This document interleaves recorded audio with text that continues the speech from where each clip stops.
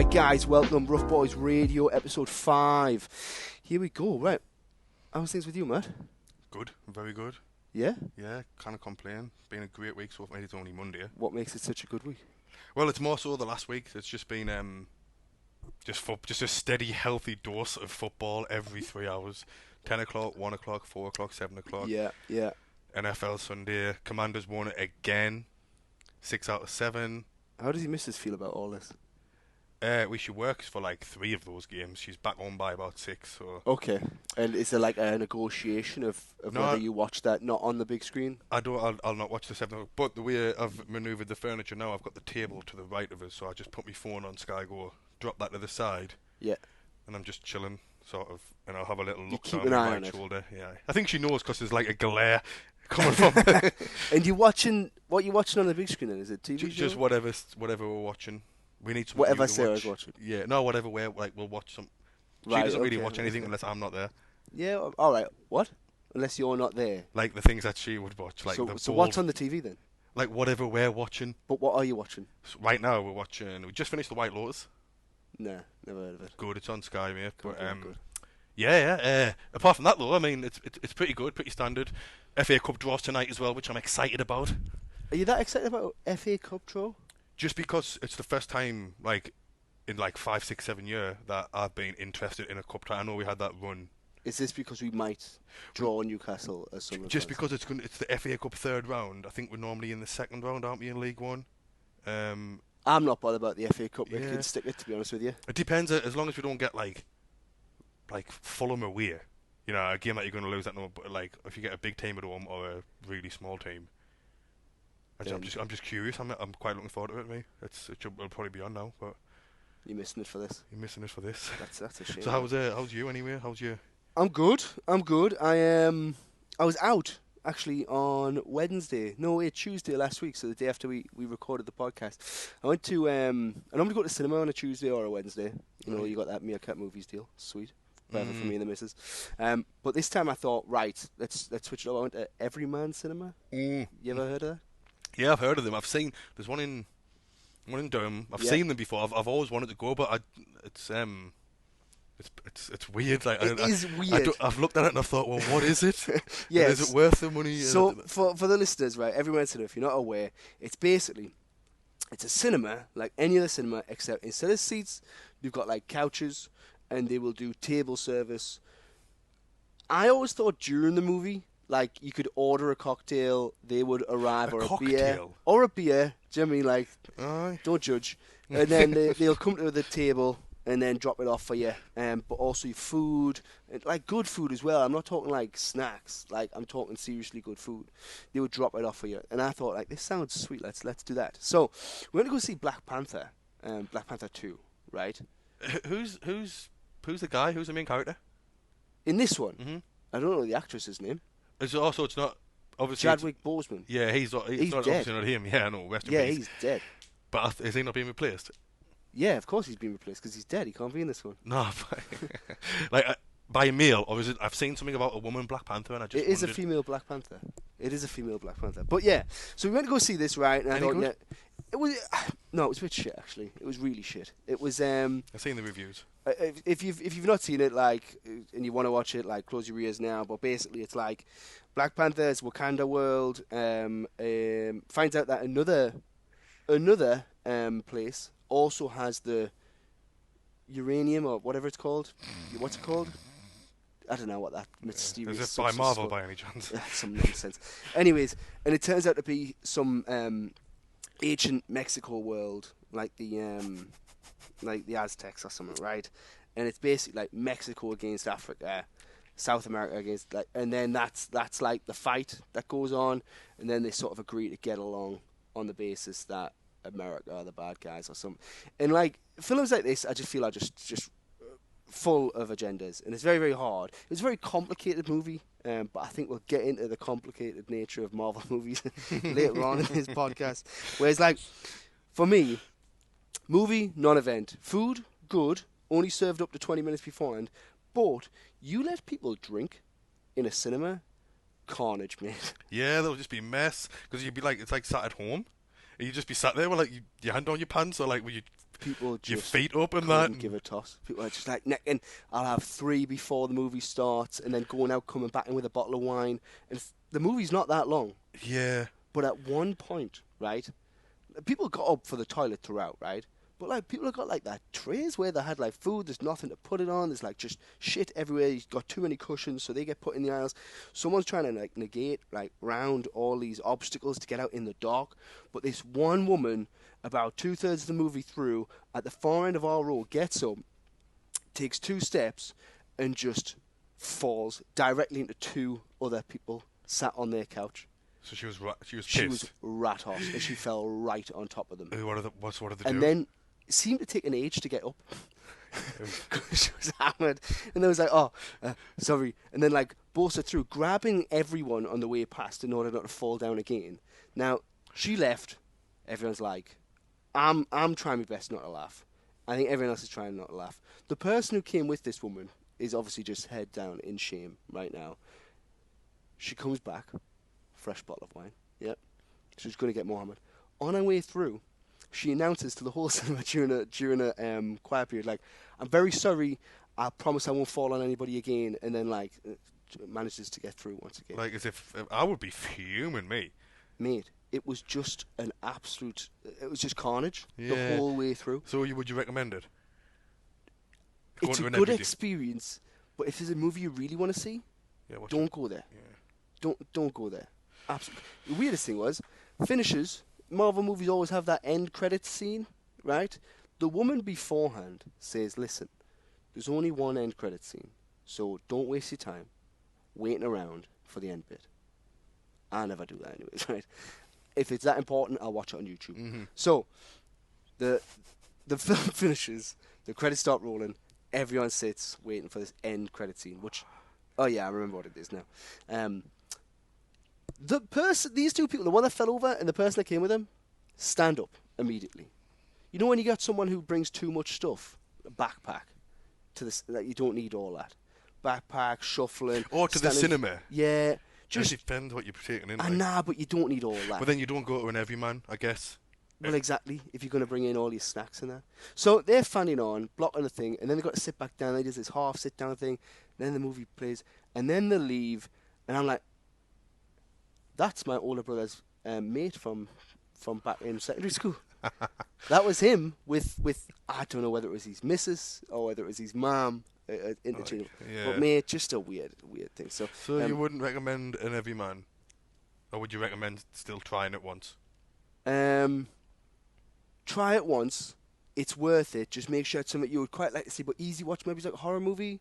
Because it's quite cash. Also, just make sure you pick a good seat, because if you're in the middle where people got to get past, like, sorry, you know. Where did you go last night for food? Where'd I go last night for food? Did you go to the Woodman's Arms? No, I didn't. I went to the Mill House. Aye. Yeah. The Mill House, the one in Washington? I think that's the Berkeley. Like on the main road? Yeah, that's the one, yeah. It was alright. Yeah.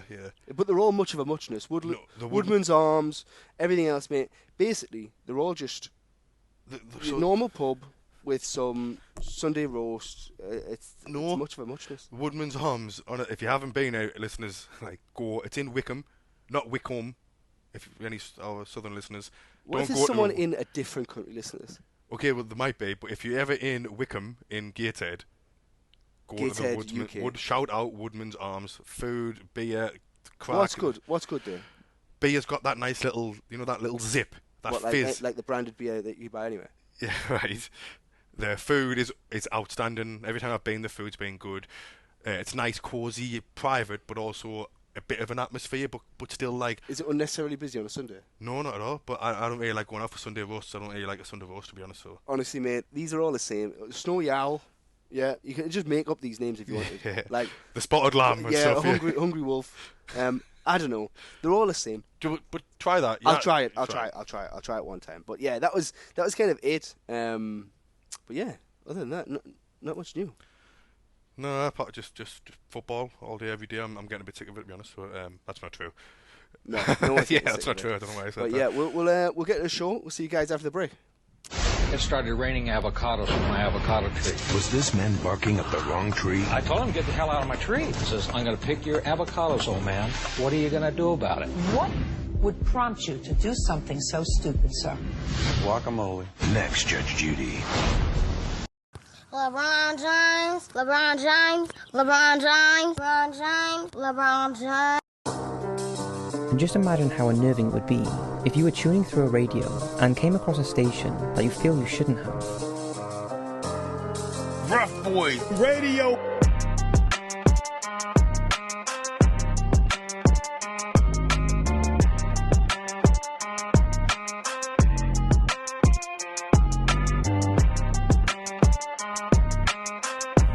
Right, guys, welcome back with Boyz Radio. Okay, so this is the kind of section that might become a little bit more regular. I mean, part of us hopes it does. It's where people basically have a real issue with what we just spoke about on the last podcast, or perhaps something previously. or some positive feedback. You know, it's not always going to be negative. We hope. You can't focus on the positive stuff. You get too hung up on that. I want to hear what people have to say. You said this wrong or whatever, and then we can either we're never going to humbly accept it. But what we'll do is we'll have a look, we'll listen, and we'll decipher what the issue is and decide that we were right in the first place, probably. Probably. But let's listen to the message we had this week. It's from Jamie.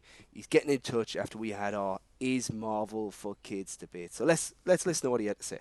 You don't get it, you don't enjoy it, it's absolutely fine. Like, that wasn't the problem. But hearing that it was for kids pissed me off because I love it, and I was like, I'm not a fucking child. Like, it's a lot more complex than fucking child's reading book, for example. But like, Alan is that old era of Marvel. He constantly was saying about, I loved X-Men on Fox Kids, and I love the Tobey Maguire Spider-Man. Yeah, as good as they all were, it doesn't mean these ones are shit. I think these ones are better. Endgame is the highest grossing film of all time. That speaks in numbers. Whether you like it or not, he likes it or not, whether he thinks the old stuff's better, it is the highest grossing film of all time.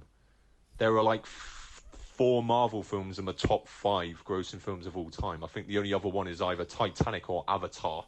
So that just proves it. So I think you'll piss a lot of people off there touching on subjects that are so massive like that, like me.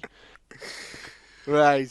So wow, there's some venom near the end of that, right? Now I appreciate what you're saying. How was this received when you got? I was howling when I first received this. No, Jimmy is an absolutely top bloke, like nicest guy ever. Yeah, that's totally, why it's so funny. Yeah, I mean, this is a guy coming with a passion for Marvel. And listen, right? I get it. It is complex. Love it. It is complex. I love the energy. I love the energy. I love the passion. I love anybody being passionate about anything. And he's right. Is it for kids? It's complex. Yes. It is very complex. We were saying at the start of this about Black Panther. I couldn't keep up with it. It was absolute nonsense. But like, this is the thing. Is it complex for complex sake? Is it nonsense? Kids can take in a lot more than you think. I mean, kids ultimately are going to understand Marvel, right? Yeah. Why? Because it's for kids. I think it's just underestimating kids by saying that's not for them. Now, I'm not going to say it's not a complicated thing, but I mean, I don't know. There must be movies, like adult movies, that are more complicated than... Yeah, with like lots of depth and stuff in. I'm not saying these aren't kind of complicated. That's a conversation that I had with them. I've seen it like Iron Man and the Spider-Mans and Supermans. I don't know whether they're DC and all that stuff. But for me, this isn't for everyone else, but for me, as I grew up, I grew out of like an supernatural, pretend, make-believe superpowers being in people. Unless they were cool like Wolverine. Yeah, but like no, actually not. It's still, no, you still Wolverine's cool, but you get my point. It's make-believe, Peter Pan pretend stuff. To me, Peter Pan pretend stuff. I get what you're saying, right? Now, Now, I know you mentioned about, like Fox Kids. Yes, I used to like the old stuff, right? And I think when I was a kid, it was always like, oh, Marvel's all mutants, and it was kind of cool because it was kind of realistic. Like over in DC land, you got like Superman. It's like, all right, made up guy. Now in the newer ones, you've got like the Doctor Strange, who's this mythical witch guy, and then like, I don't know, the Ant-Man and all this stuff that it's kind of nonsense now. Whereas, I don't know, a bit of Spider-Man, but X-Men went a long way with me, and it still does.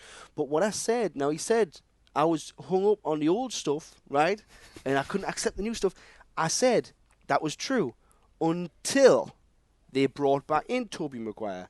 And then they let the door open for Wolverine to come back in, which is what they've done. And now I might be on board with it. So it's not to say that I don't like the new Marvel. It's to say that I'm an incredibly fickle person. And I will quite happily hate on something until it goes my way, in which it's then the next best thing.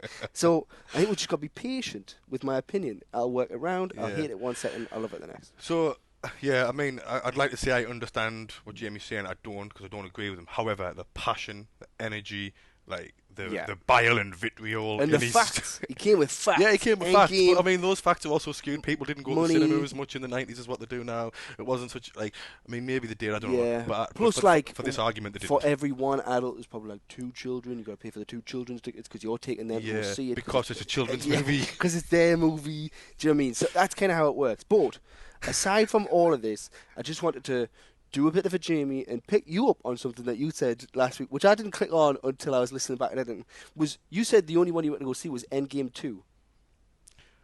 Endgame 2? Is that a thing? Oh, well, it was, I don't know.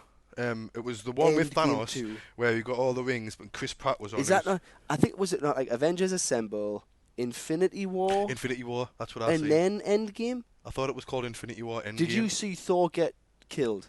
Who's... No, not Thor, sorry. Thanos. Yeah, I seen him get, because like, I think he was like killing them all. They were in like a forest, but it was like a beach as well. So did you see 2 movies? No, just the one. So did you miss half of a story? Yeah. Which half? The beginning half I missed. I remember thinking, I think it just, do you know what, right? The adverts just looked good for it, and I thought, oh, this looks kind of cool, this. And how did you find it when you watched it? I was probably watching Nickelodeon or something, mate. No, I don't know. I think I've seen the adverts for it. Anyway, it was like exciting, but like the best bit was when Chris Pratt was like making jokes and one-liners, and that was kind of funny. Just being a normal human guy. No mutants, no crazy, no make-believe. Fair enough. No, that's cool. So, yeah, I think the moral of the story here is, guys, is if you've got a problem with anything that we say, send it in. Happy to take what you're saying. Happy to discuss it further. No problems at all. Give us that free content. We'd be glad. We'll see you guys after the break.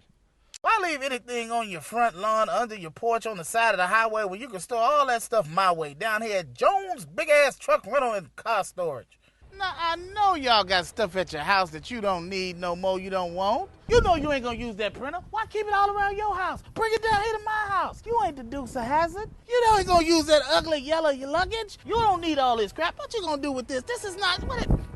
In my yard, I don't care. I'll store this motorcycle in that van for you for $10.99 a month. You got old tires. They charge you $3 for that old tire. You can rent a truck. You can store a car. They don't care. Bring it on down here. You ain't got to put that old tire for $3. For less than that. Hell, for you, for $3 they gonna charge you. I do it down here for $1.50 down here at Jones Big-Ass Truck Rental and Storage Facility. Now, friends, you may ask yourself, how in the hell can he store this stuff for such a cheap price? This in a box, mark it for you, put it away, seal it. The fact of the matter is, I'm pretty drunk right now and store it. And this is a drunk discount sale down here at Jones Big-Ass Truck Rental and Car Facility. You got an elephant, I got space. Send me smoke signals. You got weed, and I'll store anything you want. Go ahead and give me a call or find me on them internets at www.jonesbigasstruckrentalstorage.com. That's JONES Big-Ass Truck Rentals and Storage.com. Rough. Boys. Radio. It's 800. I remember springtime.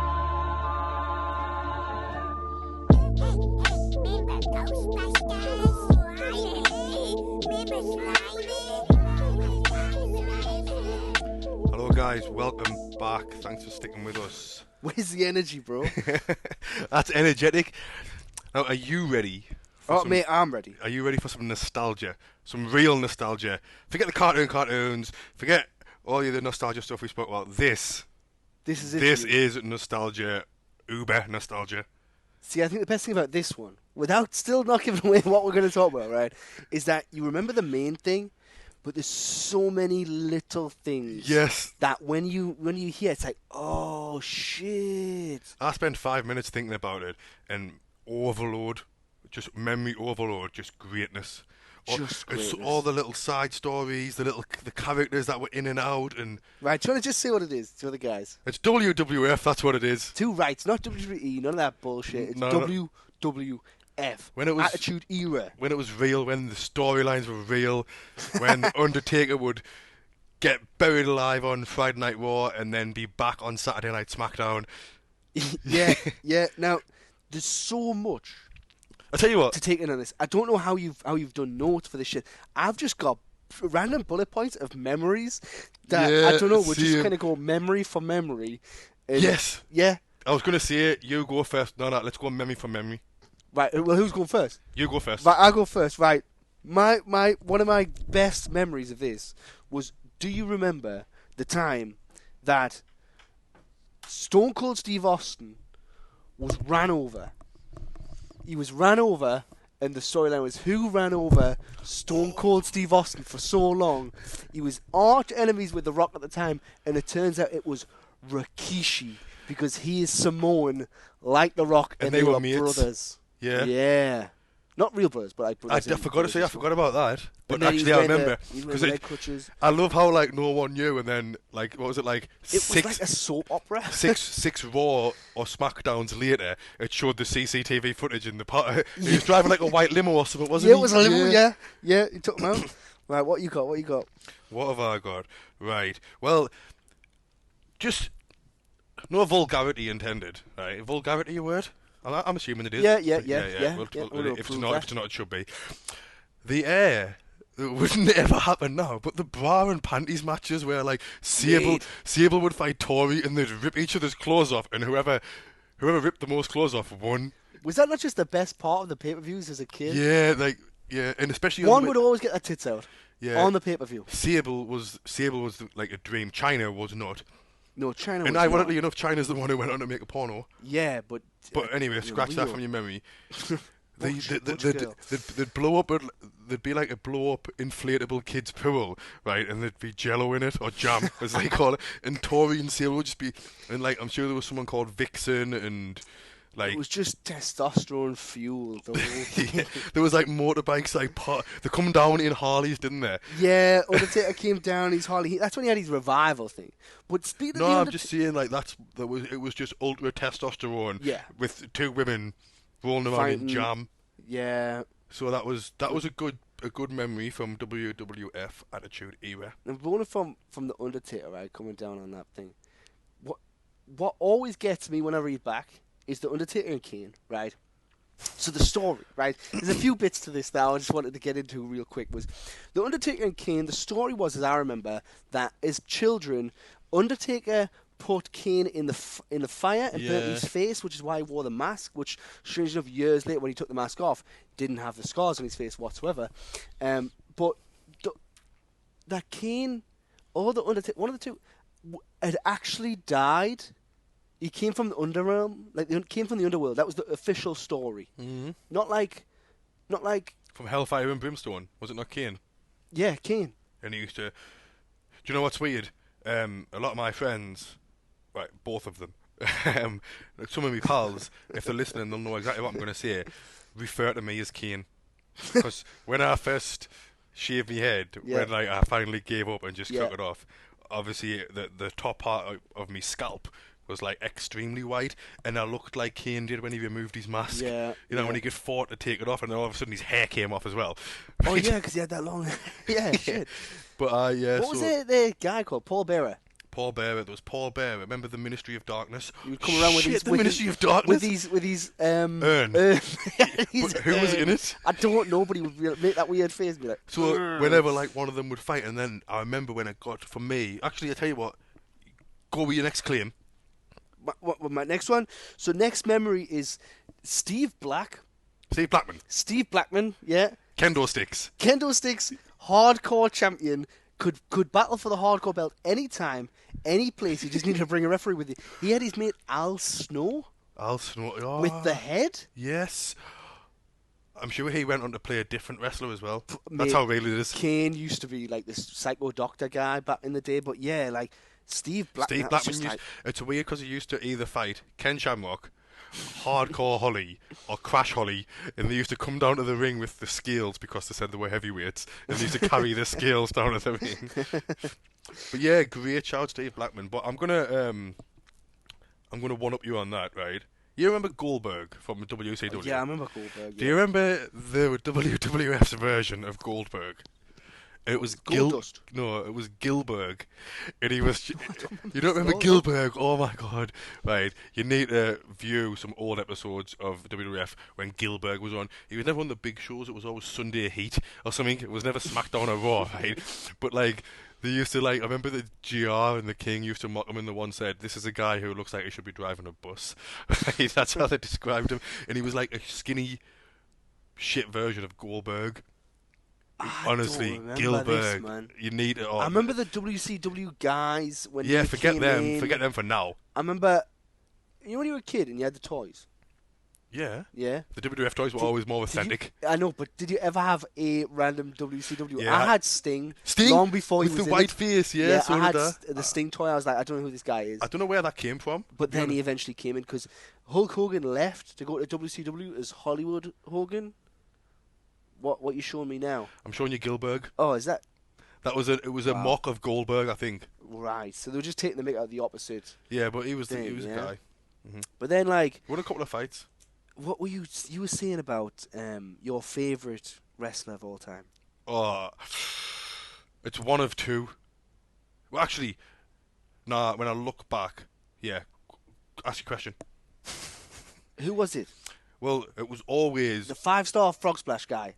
D'Lo Brown. D'Lo Brown, the music he came down to, mate. The lamest of all wrestlers. Yeah, he did the neck thing. He did the neck thing. The 5-star frog splash, which I did multiple times as a child on other kids. Because you could do it? Yeah.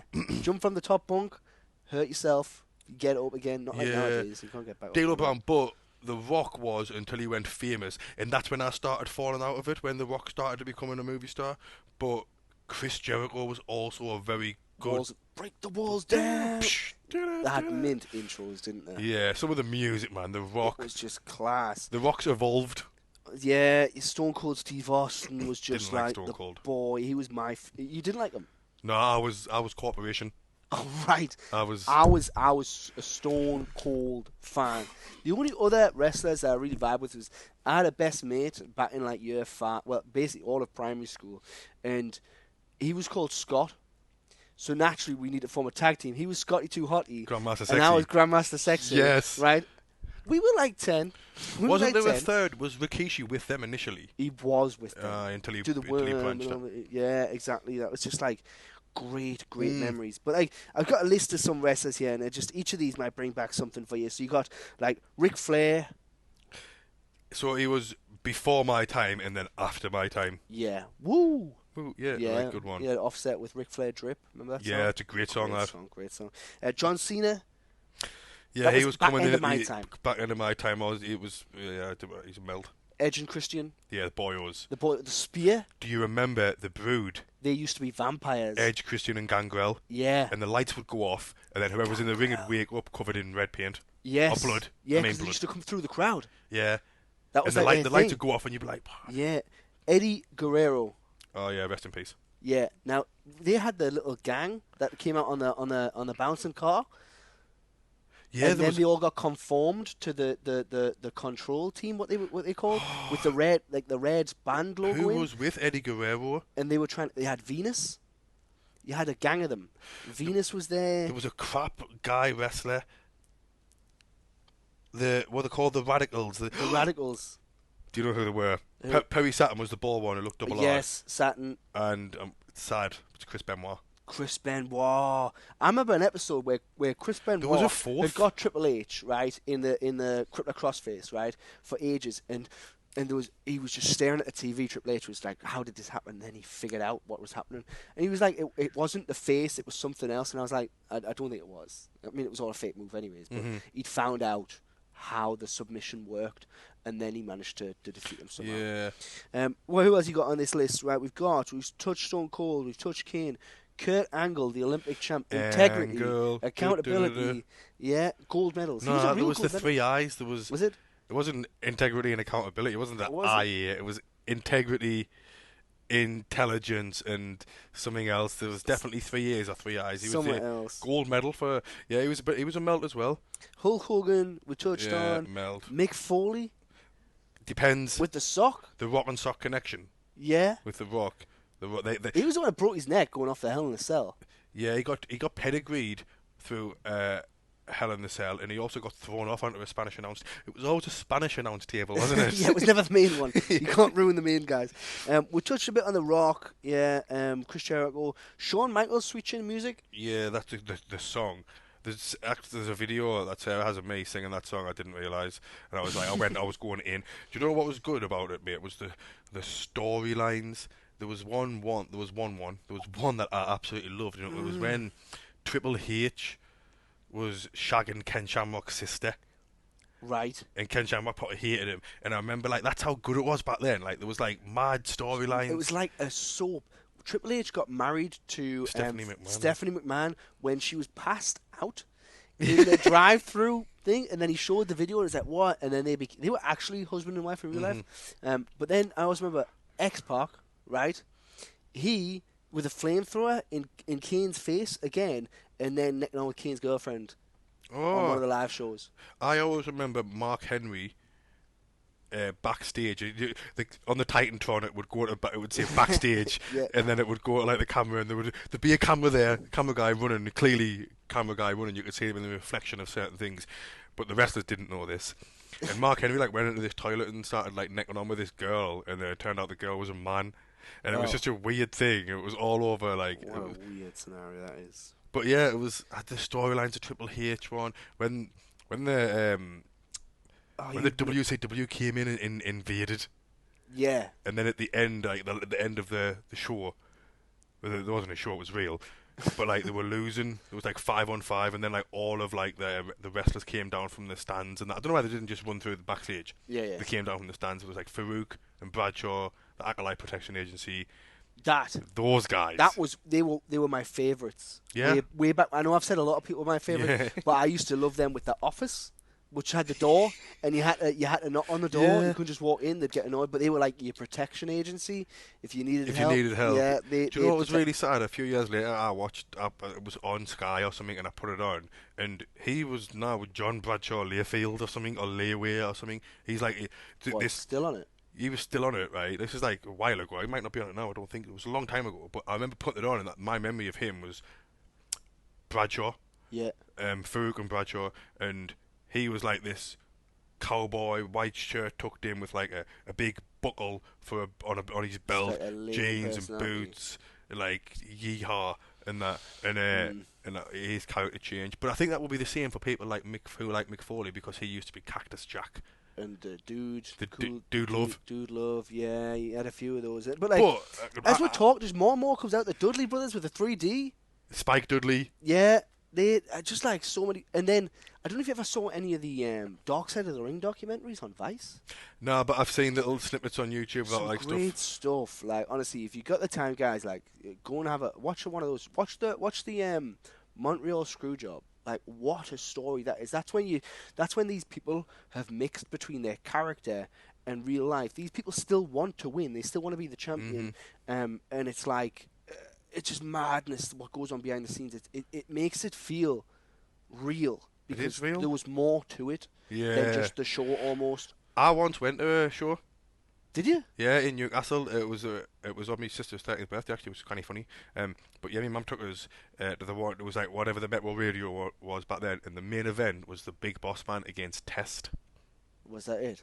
That was it, because like it was like No Mercy or something. It was like, you know, like SummerSlam and all the other ones that they have, WrestleMania and that. It was called No Mercy, and they had a show in Manchester, and then they had a show in Newcastle, and it was Big Boss Man against Test. Mate, there's another story out there about the flight that they got from London back. They had like a flight, and basically, I'm not going to go and find this story, but there was an infamous WWF flight back from London. At the time, liquid ecstasy was legal in the UK, and X-Pac had bought a load of it to bring on the flight home with them, and they'd all had this liquid ecstasy, and like it just kicked off on this flight. Ric Flair was flashing people, flashing the stewardesses, shouting "woo!" like whilst flashing them. There was fights on the plane. It was crazy. So if there's Google that, man. It's just bringing back more memories. If there's people we've missed out, because as soon as you were saying that, you said X-Pac reminded me of D-Generation X, Road Dogg Jesse James, Badass Billy Gunn, the New Age Outlaws. And we haven't even mentioned the games. When the games came out, the first SmackDown game, that's another whole that was entire like a podcast. demo so let's pause that one there, guys. We might do a part 2 on this one. But any memories you want to be included, reach out. If we haven't included your favourite, get in touch. Tell us who it is. Let us know, guys. If it's not D'Lo Brown, it's wrong. Well, if it is D'Lo Brown, it's wrong. But we'll see you guys after the break. See, normally if you go one-on-one with another wrestler, you got a 50-50 chance of winning. But I'm a genetic freak, and I'm not normal. So you got a 25% at best at beating me. And then you add Kurt Angle to the mix, your chances of winning drastically go down. See, the 3-way at Sacrifice, you got a 33 1/3 chance of winning. But I got a 66 2/3 chance of winning because Kurt Angle knows he can't beat me, and he's not even going to try. So, Samoa Joe, you take your 33 1/3 chance minus my 25% chance, and you got an 8 1/3 chance of winning at Sacrifice. But then you take my 75% chance of winning, if we used to go one-on-one, and then add 66 2/3%, I got 141 2/3 chance of winning at Sacrifice. See, Joe, the numbers don't lie, and they spell disaster for you at Sacrifice. Rough Boys Radio.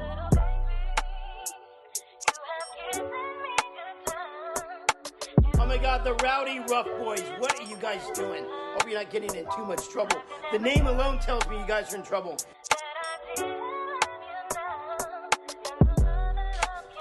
Right, guys, Rough Boys, motherfucking radio. Here we go with more heated debates. Now, this is all about what sort of animals do you think you could win in a fight, right? Now, I just wanted to preface this with how we are even going to tackle this conversation, because there's a lot to it, yeah? So, in terms of monkeys and humans fighting each other, not monkeys and humans, but like humans and other animals fighting each other, there's going to be a different challenge with each one. But we need to set some rules, right? So the rules are obviously going to be unarmed. Just with what your bodily weapons. What you're born with, same as the animal. Mm-hmm. Yeah. And, well, we can discuss as it goes on. And on land, right? Is it on land? No.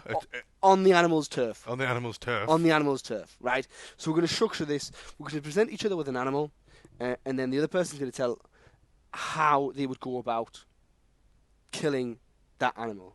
Because it's fight to the death, right? Yeah. Yeah, right. Cool. Just make that clear. So, animals don't tend to stop. Now, I think we should go with 3 animals each.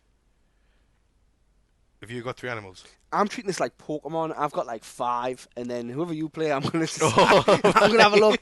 Hold on though. I'm gonna present an animal to you, and you have to tell me how you would. How I would go about it. Yeah. And then we will decide, just like monkey brain. Human brain, we'll decide who's the winner. We will discuss it. Right. Okay, so I'm gonna go first. Okay. Yep. Because this animal is definitely gonna fuck your shit up. Okay. I'm gonna say an American eagle. An American eagle on the ground. On the ground. Well, it's not flying. It can fly, but because it's like in the desert. So it's swooping. It's going to swoop. No, it can jump up in the air and flap its wings and just come down and just like I said. Yeah, so it's like swoops, quick claw, and then it's like coming back at us, and I'm like trying to get. At some point, I think when it comes down for a claw, now a lot of people in this scenario would go straight to the sort of cover their head, like try to go on the defensive. But I know this is a fight to the death from the off. This isn't going to leave me until one of us leaves this earth, yeah? Mm-hmm. And at that point, it comes swooping down. If I can grab it, it might latch onto us, yeah? Then it would peck the shit out of you? Peck the shit out of my arm. I can lose an arm, right, yeah, and still survive. But then you're not going to have all... Sorry. I've got a hold of it. I'm not letting go. It can ravage my arm as much as it wants with its talons and its beak as it wants. But I would rag it, right? Rag it round. Shake if I'm it like caught a by bagpipe. the wing or the leg or preferably the neck, right? And I would just crush and rag round until it was enough broken that it couldn't fly anymore, yeah? And at that point, it would be a stomp until death maneuver is what I would go for. It would be very quick, it would be animalistic, it would be reactionary, but that bird has no chance. If it wants to go on the defensive and fuck off and fly away and call it a draw, it can do that, but it's not. That's not the premise. So, it's a fight to the death. If it's in it, I'm in it, and if I'm in it, it's not going home. Oh wow, you're displaying this persona of yourself that is so inaccurate. I'm telling you, me right now, not. Are you ready to go? Send the eagles in. So this is why I think an eagle would whoop your ass, right? Is because it's going to swoop in, mate, right?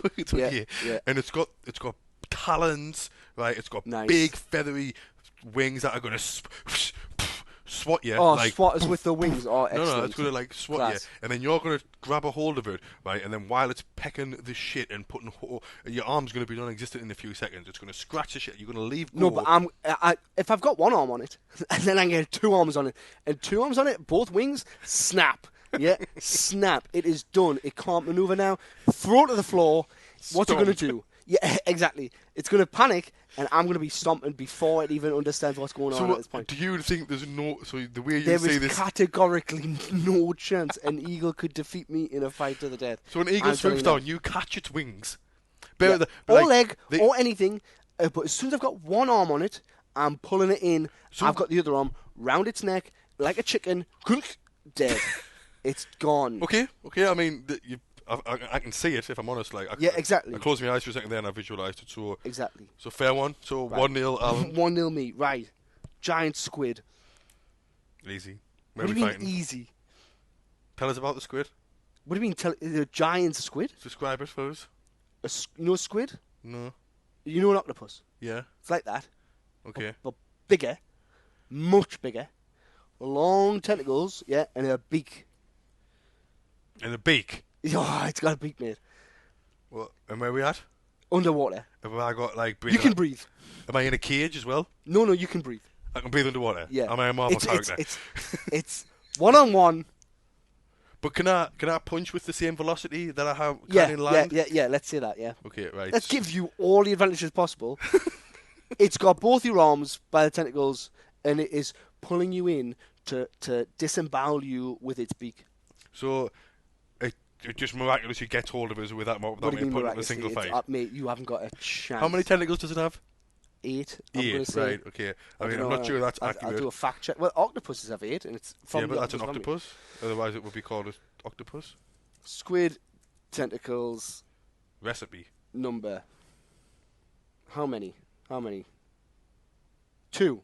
2 tentacles. Like the squid, the colossus squid has 8 arms and 2 I think arms and tentacles are different things, but it's basically got 8 arms and 2 tentacles. Hold on. So it's 10. Each of the arms range from 0.85 metres to what? So the arms are only at a maximum of just over a metre long.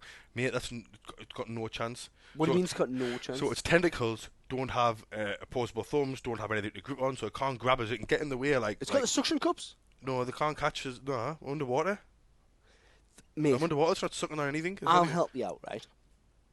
No, you don't need to help us out. If it had my arm by the tentacle, again, the problem with these fights is a lot of people go into defense mode. So you need to go into offense. So what would happen if it's got 2 arms like me, and I'll be stronger than the squid? Because you will not. I will be, but because that's got no...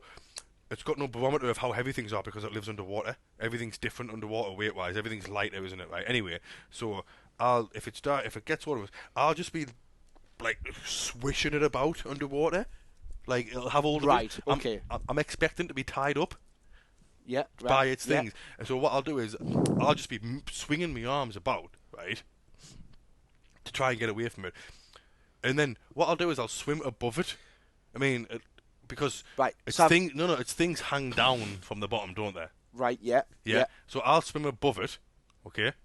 Yeah. And punch fuck out of its helmet-looking head. Yeah, because just for the guy's reference, I pulled up a picture of a human compared to a giant squid. Yeah. Mm-hmm. The giant squid is 12 to 13 meters long. Yeah, but its tentacles are at essentially its feet. So if I'm at the top punching shit out of its head, It's got absolutely no chance. So that's it. I mean, do you know what? I changed my mind. Looking at the squid and the size difference and how unfair you've been, I thought we were having like a fair like animal human off. But no. So I'll take the defeat against the colossal squid. Right. If I were you, I go aggressive.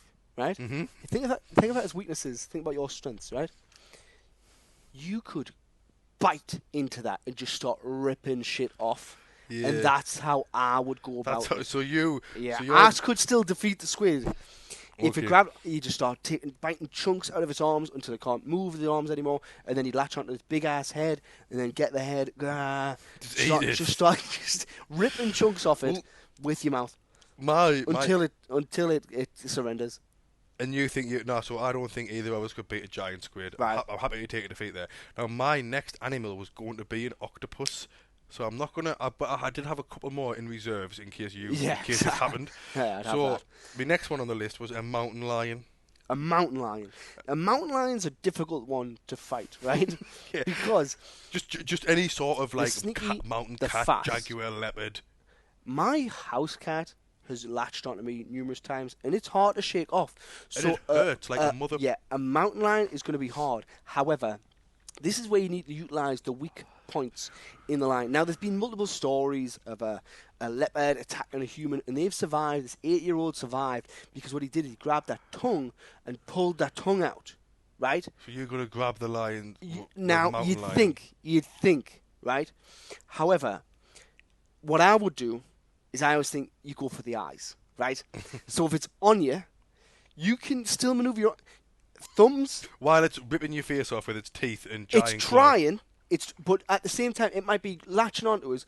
But I'm thumbs straight. Like I'm not like holding back. Like if you're going to kill a person by pushing your thumbs through their eyes, yeah, you'd probably be a bit hesitant. There is no hesitation in my body at all. I am putting my thumbs straight through the eyes. Like to the knuckle. Or to the wrist. second knuckle. To wrist. Yeah, like straight in. There's blood coming out everywhere. If it's not like, because the thing is, animals don't really feel pain like we do. They don't go They just they keep going. So it's like you do that, and then at that point, I'm like moving my thumbs in its brain, like moving around, messing up his cognitive behavior. I'm fucking it up. And then at that point, I don't know whether it's just like uppercuts to the throat until it gives up. But whilst one thumb's in the... No, it's in. And once this becomes less effective, the thumbs in the eyes maneuver, and it's like if it's still going, in the small event, it's still going, then it's uppercuts because now I can't see us, right? Mm-hmm. Now I'm in charge, right? Now I'm maneuvering around it far better than it could ever believe. At that point, turn around the back, chokehold from behind, sleeper it, get it out until it's out, and at that point, stomp it. Okay. Stomp it out. So right, let us just present a different theory. Go for as it. with Try. as with the American bald eagle that's like responsible for tens of deaths every year. Tens of deaths. It kills over 1 Americans every year. 1. Anyway, 1. As with the story about that, you presenting what you would do in a perfect scenario. However, if a mountain lion, a jaguar, a leopard, some sort of just jungle cat, whatever it might be, right, in that sort of family. We said mountain lion, but okay. Yeah. That's charging at you, right? And as that jumps on top of you, right? Oh, let it get honest. Listen, Linda, honey, right? When it jumps on you, right, it's not jumping on you with pillows around its claws or anything like that, cotton wool. It jumps on you and it's already bit a shoulder off. You can't. I mean, you could dodge out the way of it better because you're not gonna have a shoulder. 1 thumb, 2 thumbs, it doesn't matter. No, but your shoulder's gone, so probably your arm's gone, and within seconds, it's going to have bit your neck, and you're going to have died within about 2 seconds because of the insane blood loss. Like, just admit defeat. You're not. Oh, I'm not going to come out of it well. Mate, I'm not going to come out of it well, but it will be dead. Mate, I'm dead. What, you're going to eye rake, right? Not eye rake. You're going to eye gouge. You're going to eye gouge. More than eye gouge. There's not a name for this. You're going to eye gouge a mountain lion, right? And then whilst you're doing that, it's not fighting back at all.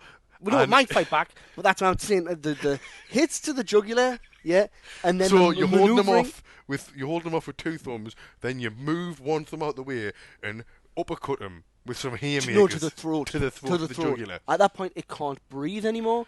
It Right. starts panicking. It can't see. So are we and going- that's when I manoeuvre around for the sleeper hold. So are we to finish him off? So are we No, going... I stomp him out to finish him Yeah. off. Once he's out. Once Once- he's asleep, then I make sure it's not coming back. Because it's a fight to the death. It's not a fight to submission. Think about it like a UFC fight, right? You know, sometimes you're in a submission, but actually that makes you more vulnerable to a counter-attack. Now, when Liverpool play Man City, they shouldn't worry about what Man City are going to do. That's what I'm playing my game. I'm playing my So game. are we standing with that you beat the Mountain Lions? So it's 2-0. Yeah, that's 2-0. Right, okay. Me against the Animal Kingdom. That's okay. Yeah? Right. Your next fight is against a giant whale. A blue whale. Do I have any weapons or anything? No weapons. Am I in the sea? Same as the squid scenario. You can breathe for as long as you like. You've got the same punching power as on land, but you're fighting a giant whale. Mm-hmm. So, I mean, what I would do, right, is I'd eye gouge him, right? No, I'm not going to do that. So, I will... Because I'm a tremendous swimmer. I'm not really. But, Well, see, you can for the purpose of the fight. I can swim like Ian Thorpe. Torpedo, right? Who? He was... Let's say Michael Phelps. Everyone knows Michael Phelps. Okay. Ian Thorpe was Australian, so it's fine. I would swim to the bottom of the wheel, and just because it can't do anything, right? I'd get on top of it, and I would just rain in punches. It's not feeling that at all. No, it is because It's not. because you said my punches are going to be as powerful as you are on land, and I once registered like 995 on a boxing machine, so don't get right. Yeah, okay. So I'd just be raining in left, right, some elbows, headbutts, and it would be breaking its bones. What? No, it wouldn't. It would be. No, it's got like blubber around it. Yeah, but no, it It doesn't matter. doesn't feel these hits. Shockwaves, it does. It doesn't. It does. No, it doesn't. That's a fact. Not a chance. If I can use the same power that God has blessed my hands with, then in sea. Right. So that's what the wheel wouldn't be able to do anything, because I'd be above it, swimming, just raining punches in to the point. Imagine, right? Someone's on top of you, right, who has the punching power of Thor, right, and is just absolutely raining in haymakers on top of you, but from your back. I thought you didn't like Marvel. I thought I you know, didn't like but make-believe. Why are you living in make-believe, Marvel? Sorry, let's get back to reality, right? So I'm fighting this wheel, right? yeah. In the sea with no breathing apparatus, but continuing to breathe. Fine. Just picture that, someone pounding the back of you, right? Right. Aye, so don't picture that. Picture someone punching the shit out of your back and your shoulders, your lower back. Yeah, and that. the whale's shoulders. Yeah. Yeah, right. The whales have the equivalent of shoulders. I don't know if that's true. But there's nothing the wheel could do to defeat us, because I would just be raining in haymakers constantly until everything broke and it just sank. It just sank. Yeah. Not floated like dead. No, fish. whales don't. I mean, I know I fought one. Whales don't sink. Right. Whales don't float. They sink. So They sink. There's loads of dead whales at the bottom of the sea. I know I shouldn't do this, right? But I'm gonna again help you out once more. No, I don't want your help. It's It's eyes. It's the eyes again. But its eyes are too far apart. Yeah, you're not going to gouge both at once, but you'd get to the eye and you just hands in, like just grab the eye and pull it out, right? And then once you've got the eyes, both eyes, then I don't know, but the blowhole feels like that's a weakness, right? I'll just arm in there, start pulling stuff out, reaching around, just start tearing up stuff in there, yeah, like sort of Star Wars with the Death Star with the photon beam bomb or whatever it is that goes in the hole of the. It's a weak spot. Or get inside the wheel, fuck it up from inside. I wouldn't need to. I've beaten it from the outside. I've definitely beaten the wheel. what, I'm right? not getting beaten by a wheel, I'll mate. be your friend. I'll give you that one, right? I'm going to give you it. Yeah? Yeah. Right. 1-1. Animal will for you. No. Oh, yeah, 1 out of 1 eye. Right. What's your last animal? I've got one of two, and I'm gonna keep it simple, and I'm just gonna go for the grizzly. The grizzly bear. Yeah. There's nothing. How? Then let's see what you've got. Let's see. The grizzly bear. Yeah? Mhm. Let's have a look at what the grizzly bear's got going on. For a start, exposed genitals, that's going to be kicked, yeah? Are you gonna get if it's coming at me, right, and it goes on hind legs, there is going to be no hesitation. One swift, sharp No, but kick. the science around that doesn't make sense. If it's What do you mean? If it's on all fours, charging towards you, and then dives on you, the space isn't there. Yeah, but I could maneuver out. Oh, of the because way, you've lost a shoulder from the tiger and attack. now, what? No, we're reset. Oh, we're reset. We're back to full health. And then back. Now, I think if you started pulling hair out of that bear, So you're going to pull the bear's hair? this is an animal fight. This is not like a No, but you think pulling the bear's hair? like right. That's a start to give me my maneuverability until again, eye gouge. Yep, Mhm. you go with the eye gouge again. Mhm. Sleeper hold. Yep, stomp it out once it's asleep. Yeah, that's what I'm saying. Because it can't reach around on its back. If you can maneuver out of the way when it's giving its dive on you, right? Now I'm in the strong position. That's when I can jump, use the hair as if the leverage bear gives up his to back. get on the back. And then I'm on the back, sleeper hold. It can't reach around. And right? you're sinking it in. It can't get me. Yeah. Now I'm sleeping it, yeah? It's going out. It's going out. Yeah, it's going out, and then it's down, right? And then you stomp it. And then stomp it out. Or the eyes at the same time, if you can. So, I mean, I've learned a lot about you today, definitely. That's that 3 for 3.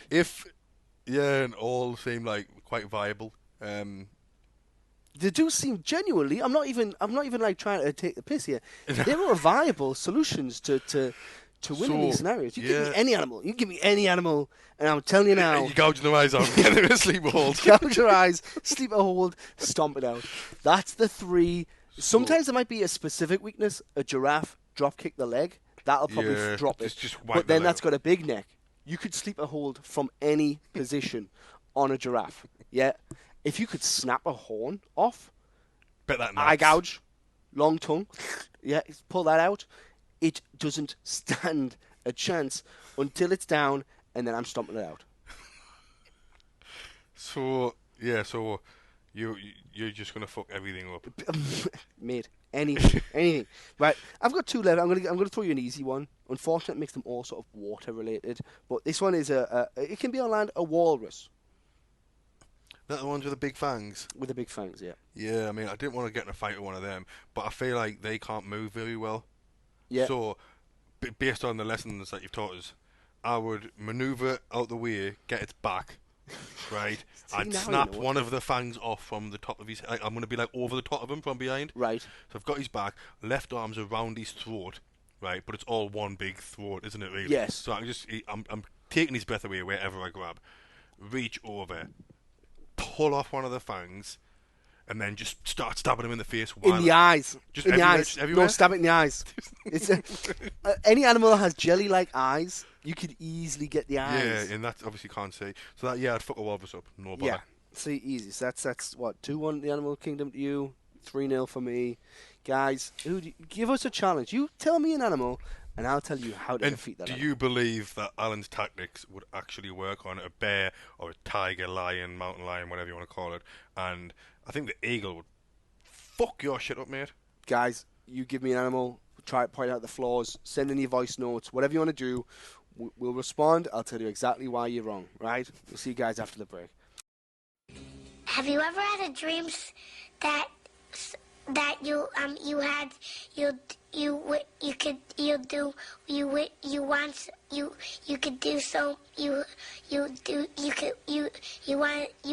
him to do you so much you could do anything? We just got a letter. We just got a letter. Wonder who it's from. Fuck all of y'all. All of y'all can go suck a caterpillar dick. You are listening to Rough Boys Radio. Jet fuel can't melt our friendship. It's making the frickin' frogs gay. Don't mention the reptiles. They'll just laugh at you again. Secret societies. MK Ultra experiments. Right, guys, welcome back. Rough Boys Radio. Okay, so that intro, right? Right, guys. Well, I don't know. That's just a thing. It started. Do you feel like we need to change that up a little bit? I just can't help it. What, the welcome back? Right, guys, welcome back. It's just that's how I start everything. How else? Yeah.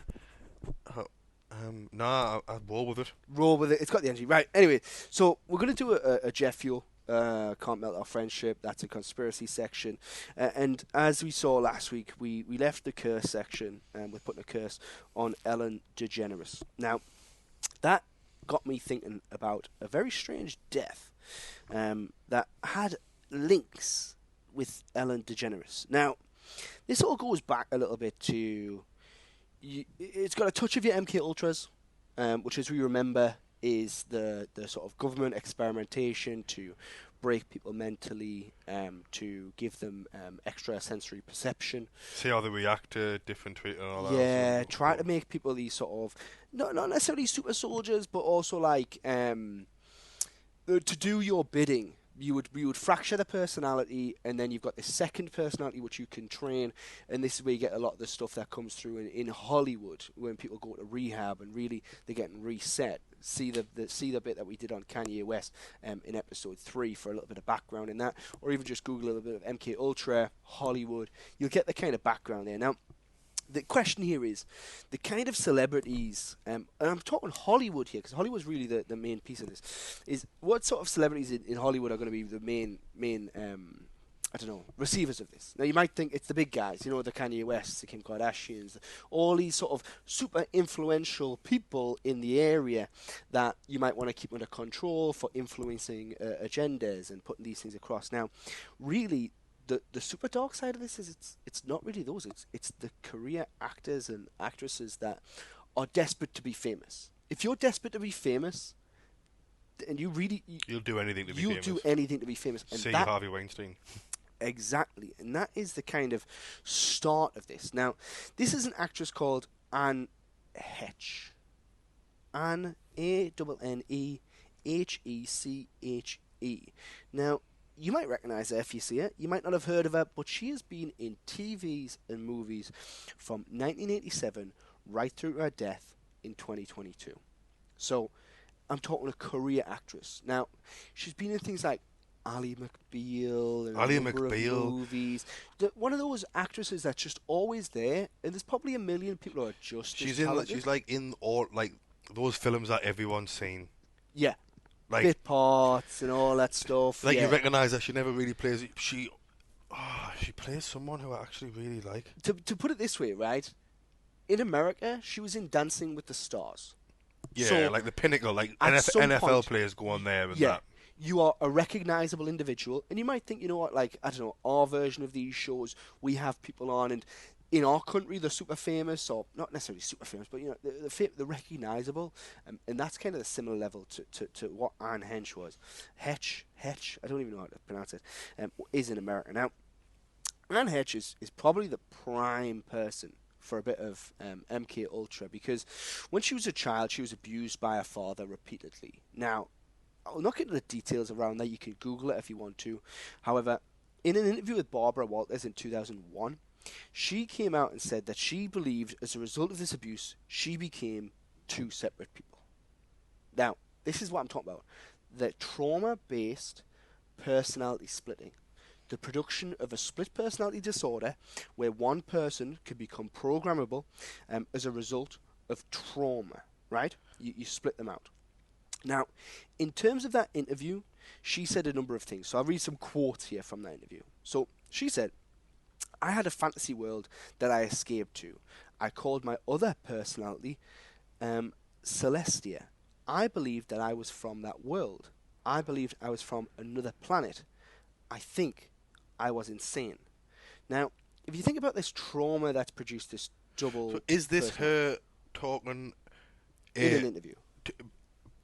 Back to her normal self. She's saying, look, there was a time in the recent past where this happened. I felt like this. I felt like I was two different people and I could switch between. Yeah. So but she knows that wasn't accurate now. She said she felt she was insane because it was so real at the time. Right. Yeah? Okay. Now, I've got it. She also goes on to say that, you name it, I could do it. I could see into the future. I could heal people. I don't know where it came from. I was, in my mind, learning it from God. Right? So this is that whole link back to MK Ultra, being able to produce extrasensory perception as a result of these experiments. That was one of their goals. Now, yeah, but she couldn't actually do those things. She just thought she could. Well, we don't know whether what she's saying there was true or not. We don't know the interaction. She believed it was true. She believed it was true. But in a sense, she became a career actress. And you think as a result of this, I don't know, split personality, easy control you could maintain over an individual, she became one of those, I call them Illuminati wives, but you maybe want to take the Illuminati away from it. Basically, someone that gets passed from highbrow celebrity to highbrow celebrity because you are handed this person if you want. Same as how, like, you've got, like, Britney Spears broke, and it's like, oh, right now she's with this person, and then this person, and there's, like, these, your other ones. You know, the ones that are like, oh, now they're married to some French billionaire, like J-Lo or something. Like, yeah, yeah, but surely they have to also agree to it, or are you saying they're brainwashed? I say they're brainwashed, and you can basically buy these positions if you've got enough influence. If you're willing to do what they're saying, push their agendas like a big actor are, then you can be rewarded with whatever they'll give you. And obviously, if this is someone that's in that control, in that spectrum, there you go. Now, one person she was with was Steve Martin, when Steve Martin was at the height of his fame, and he was 24 years. Steve Martin off Beethoven and Cheated by the Dozen. Yeah. White hair. White hair. Yeah. Yeah. Yeah. So he was with her for a long time, and just having a quick look, there was a... Oh, sorry, I tell a lie. There was actually, not long after that, a relationship with Ellen DeGeneres. Shit, yes. Yes. So she was with Ellen DeGeneres for a while in a very high exposure. Yeah, it was all over the place, just like all over. And then there was a breakup. Now, following the separation of the two, that's when you had the breakdown. This sort of MK Ultra celebrity that then goes on to have a breakdown, and everyone's like, "Oh, what's wrong?" And something happens. So this was another excerpt from what happened. So it said that following her separation from DeGeneres in August 2000, Heche drove from Los Angeles to Cantua Creek in a Toyota SUV. She was wearing only a bra and shorts at the time, parked the car and walked 11.5 miles. Oh, sorry, I'm reading that incorrectly. 1.5 miles, 2.4 kilometers before reaching a ranch house. The homeowner, who had seen Heche in a movie, recognized her and let her in. After drinking a significant amount of water, Heche took off her Nikes and said she needed to take a shower. The owner assumed that Heche was not under the influence of alcohol or drugs, but Heche later revealed that she had taken ecstasy. After taking a shower, Heche entered the living room, asked for a pair of slippers, and suggested they should watch a movie. After half an hour, the owner contacted the county sheriff's department.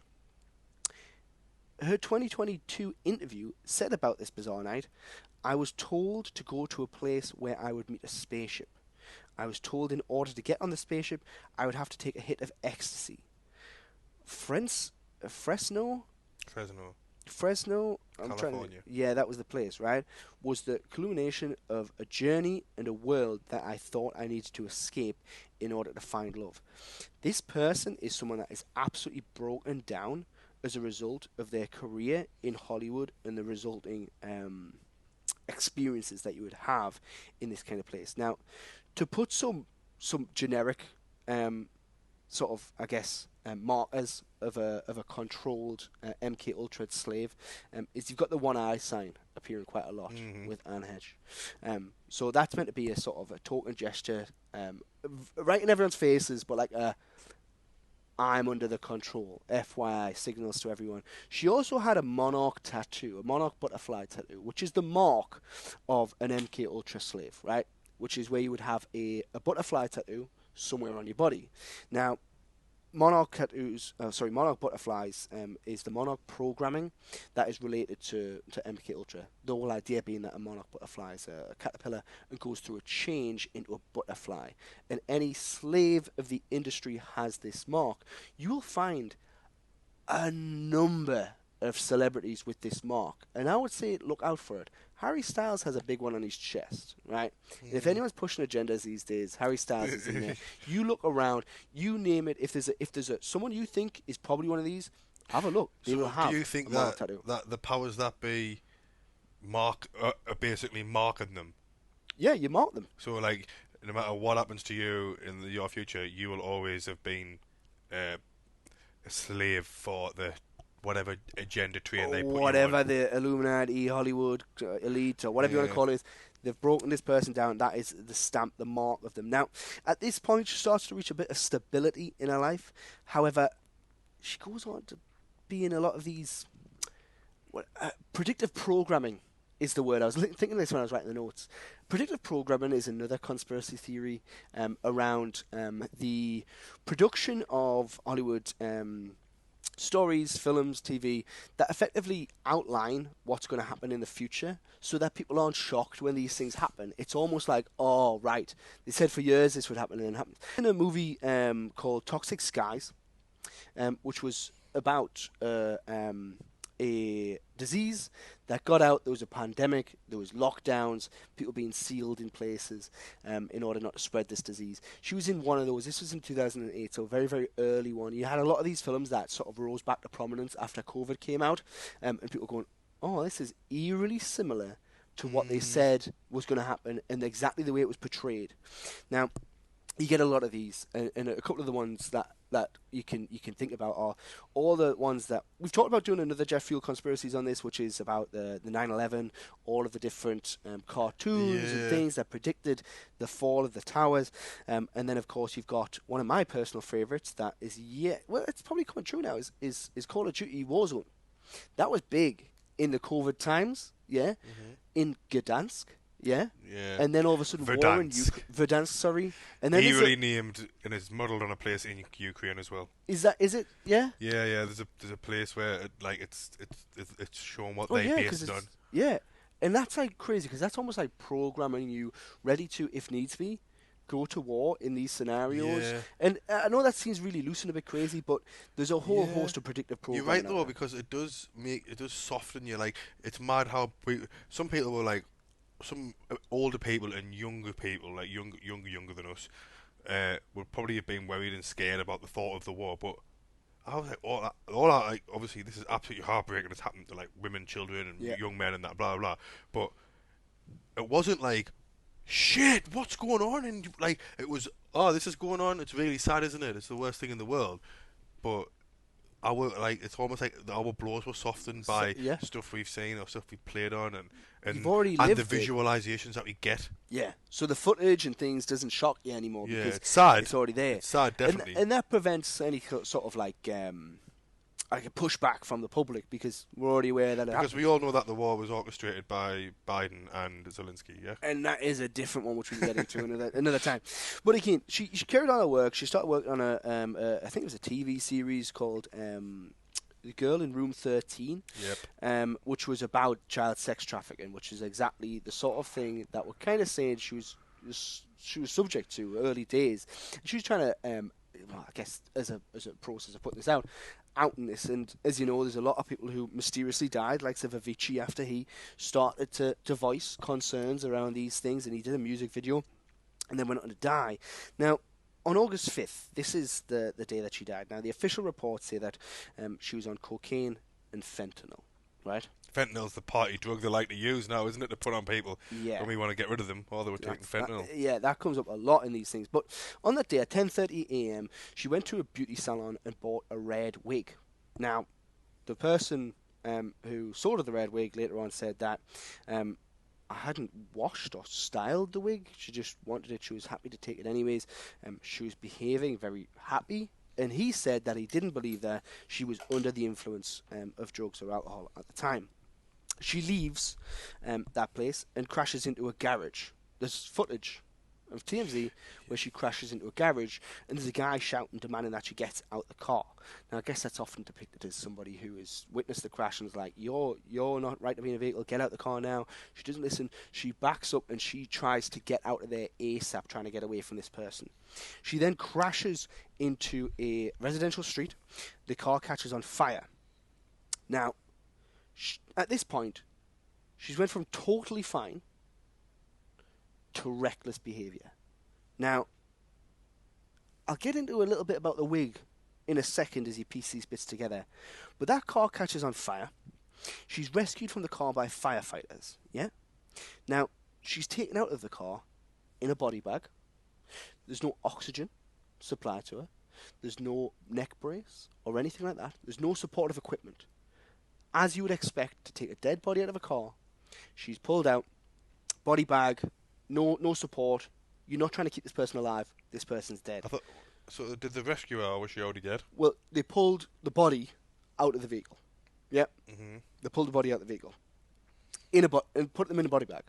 So, rescued is like the official term, but why would you do that if you were rescuing someone? Surely it would be like immediately neck brace, oxygen, anything to try and help that person, and then get them into the ambulance, right?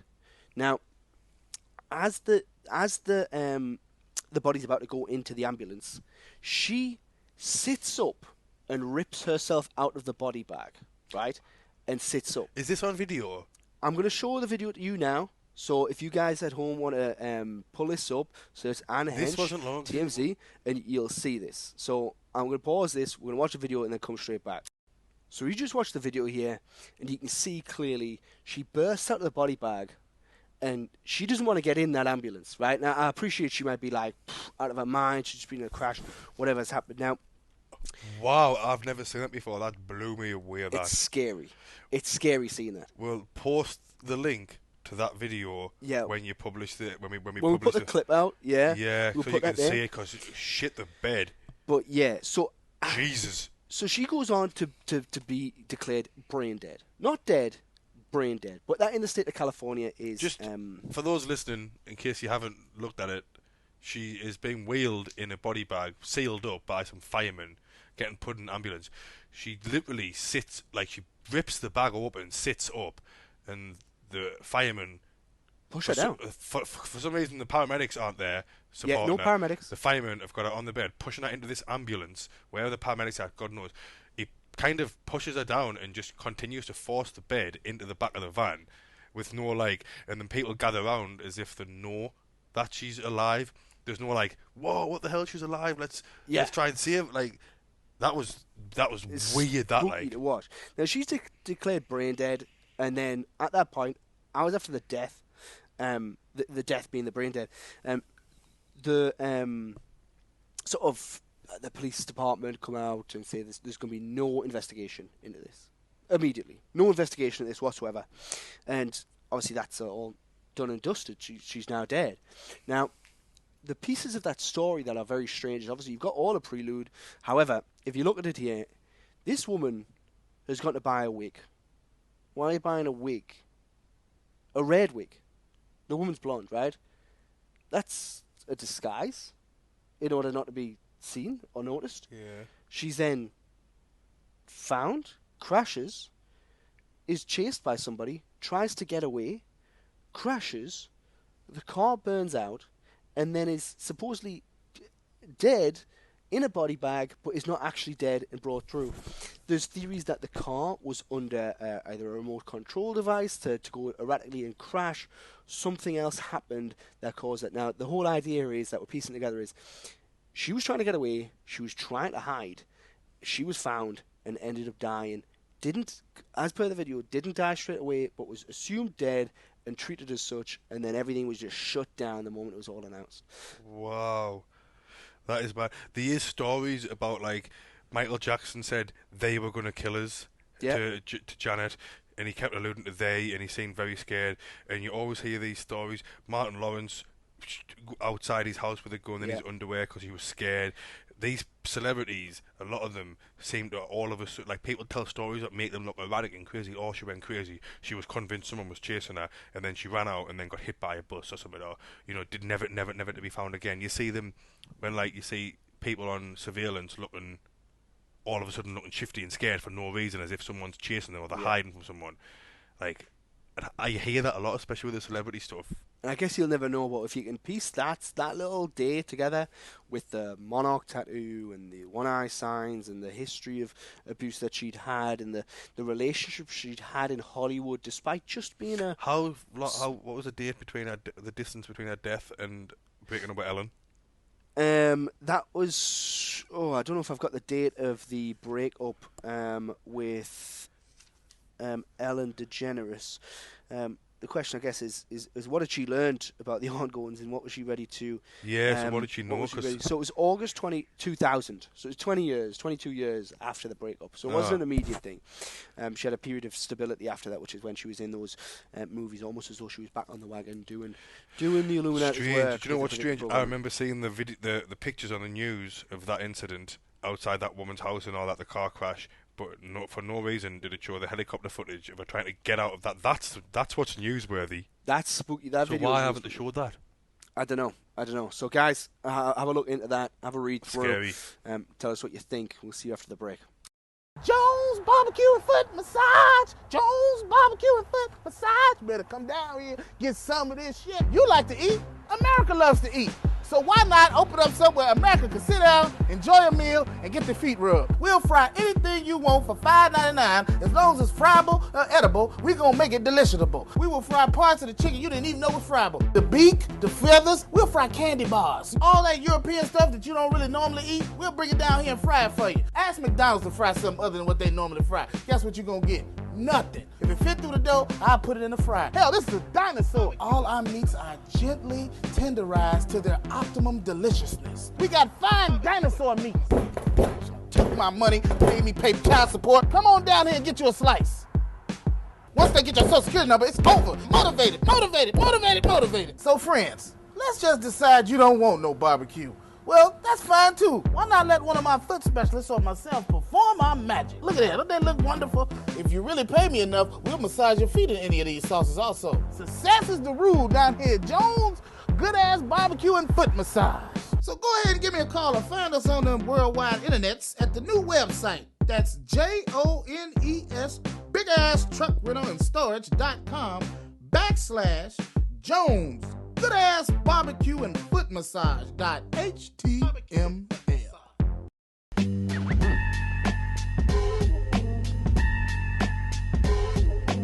Rough Boyz Radio is for the children. Right, guys, welcome back, Rough Boyz Radio. So it's been a solid little show today. We've looked at some complaints from listeners, Jamie's complaint around the whole Marvel debate. We've reminisced a little bit about WWF and decided who can fight which animal before finishing on a little bit of a jet fuel conspiracy around the strange death of Anne Heche, I'm going to say. Yeah, do some digging into that yourself. Yeah, how did you find today's show? I thought it was great up until, well, it was great throughout, great content as per, but the whole WWF thing, Jamie's voice note, I hope, like, I'd love that to go, like, I mean, I'm big thinking here, like, but just imagine that Jamie's voice note goes viral. Yeah. Boy. But I like Anne Heche, what's her name? Anne Heche? I want to say Anne Heche, yeah. Anne Heche, like, that was mad, that. How she tried to burst out of the back. You just need to watch that. That was proper harrowing. Yeah, that's one of the worst things I've seen. She literally tries to burst out the bag, and the guy's just like proper nonchalantly just shoving her in the bed in there. Weird. But yeah, apart from that, all good. Though, all right? good. How do you think it went? I think it went really well, as always. There's a lot of stuff that we do, and obviously we'll bring some of the content for you guys in the weeks to come. But I guess looking back at last week. Who did you put your curse on? Do you remember? Matt Hancock, wasn't it? Matt Hancock. Yeah, I did double down on Matt Hancock. Right, you did double down on Matt Hancock. He got kicked out of the house, finished third, so it works. Is finishing third a result of the curse? Is that like finishing third isn't, but finishing third and I'm a Celebrity when you think you were it. When you've done what you've done. Yeah. That's a win, though, right? Nah. No, that's a...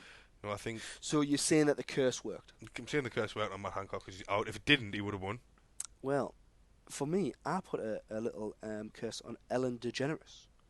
Now, I could keep searching in the past week if anything happened. Now, Ellen DeGeneres did sell or list one of her homes for sale. Now, there's no reason as to why it was sold. How much you sell it for? Well, it's been listed for $5.85 million. Oh, wow. She's definitely lost there. Yeah. She's just getting $6 million.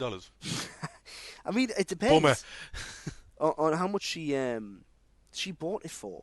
So I'm currently scrolling through this article trying to see how much she bought it for way back when, just to see if she's kind of lost money on it perhaps or something. But I don't think it doesn't say whether she's lost money on it. So I don't really know. I don't know what to make of that. Maybe it's not an instant thing. Maybe it could come, I don't know, a couple of weeks' time. We'll keep an eye out.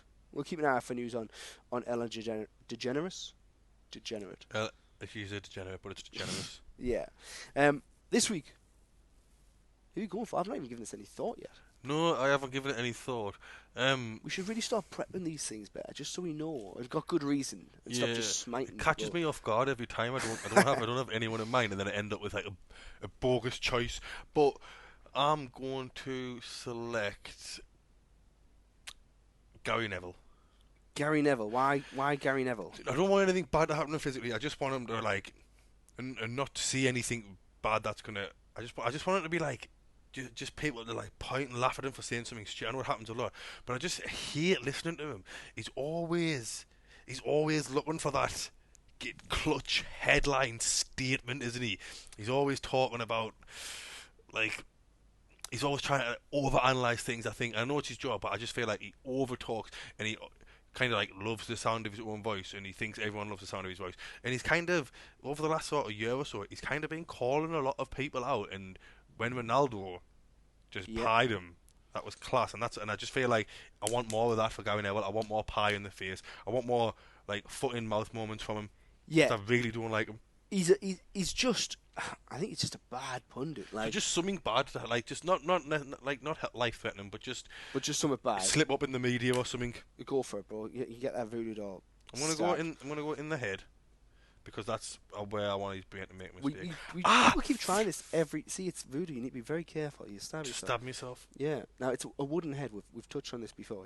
It's difficult. Just in the heart. Then. Just anywhere. Now. Nearly went through the laptop. For me, I want to get Pete Davidson. Right. Your boy. Who? Pete Davidson. My boy. No, but he's just your boy, isn't he? He's just cool. You like Pete Davidson? I never found him funny, you know. I never. He used to always joke about his dad dying because his dad was a firefighter in 9/11 and died in 9/11. So, but mate, he's the boy, yeah. But like, no, I don't know. I just find it strange because like we just finished on a conspiracy section. We touched on the whole Illuminati wives thing, and like. He is somebody that's definitely in there pushing an agenda on Saturday Night Live, pushing whatever the story is, whether it's Boo, I don't know, whoever's bad at the time. But then he's, again, rewarded with these Illuminati wives constantly. All of those Monarch programs. Yeah, who's he saying now? Emily Ratajkowski. Mm-hmm. So it's one after another. And this man, I don't think he's not that funny. There's no way he's doing this. He's well endowed, like. Do you think that's it? I mean, I'd like to believe that size doesn't matter, but I wouldn't be surprised if you Googled it and he had a Monarch butterfly tattoo. He's covered in tattoos, like. One of them will be a Monarch butterfly.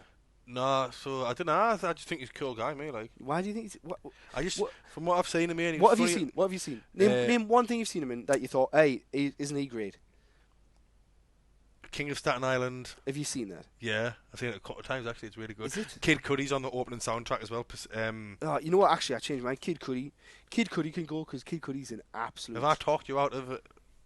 Well, no, I've got more than one pin here, bro. I can get them both if I want to. No, you can't. I feel like it's got to be one strong one. So you go for Kid Cudi? Yeah, I've switched my mind. Kid Cudi, you've reminded us, yeah. Why? Because he's also the boy? No, Kid Cudi's a joke. Have you not seen it where Kid Cudi's like, some fans like, the original SoundCloud version of this song just hits different.